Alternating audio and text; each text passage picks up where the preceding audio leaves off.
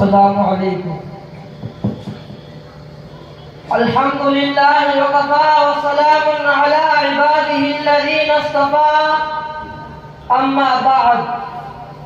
عالی وقار صدر محترم، معزز علماء کرام،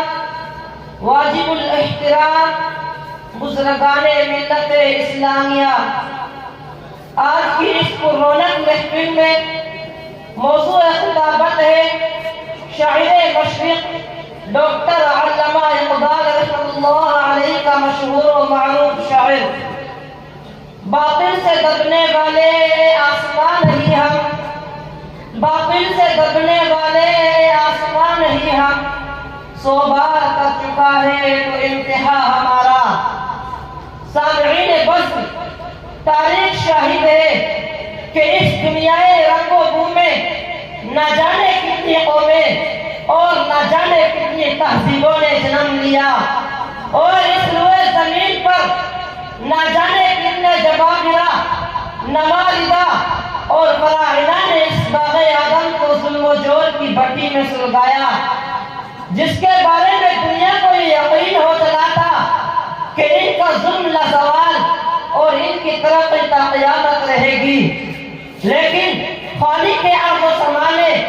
ان کی تہذیب و تمدن کی فلک بوس عمارتوں کو مسمار کر دیا، بڑی سے بڑی سلطنتوں کے چولہے ہلا دی،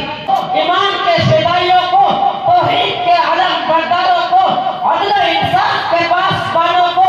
امن و آشتی کے داعیوں کو، اخوت و محبت کے نغمہ سنجوں کو، اثار و قربانی کے جیالوں کو، توحید کے پاسبانوں کو سبھائے ہستی سے مٹانے کے لیے برسر بیکار ہے۔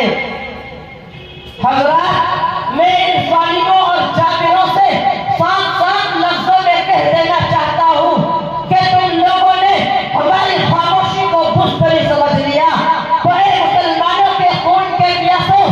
اسلام اور قرآن کی بے حرمتی کرنے والوں، سنو اور کان کھول کر سنو۔ تم اپنے اشتعال انگیز نعروں سے ہماری حمیت کو بھڑکا رہے ہو، ہمارے خون کے دریا بہا کر ہماری غیرت و حمیت کو للکار رہے ہو۔ تم نے بھاگلپور، میرٹھ اور گجرات جیسے آباد جگہ کو اجاڑ کر افغانستان اور عراق کو جلا کر سمجھ لیا کہ ہو گئے مسلمان دنیا سے نابود۔ تو اے دشمنان خدا، کیا تم ہمارے وجود کو ختم کر سکتے ہو؟ کیا تم ہماری شخصیت کو داغدار کر سکتے ہو؟ تو میں خدا کی قسم کھا کر کہتا ہوں کہ تم ہمارے وجود کو کبھی بھی ختم نہیں کر سکتے، کیونکہ جہاں میں اہل ایمان صورت خورشید جیتے ہیں، جہاں میں اہل ایمان صورت خورشید جیتے ہیں، ادھر ڈوبے ادھر نکلے، ادھر ڈوبے ادھر نکلے۔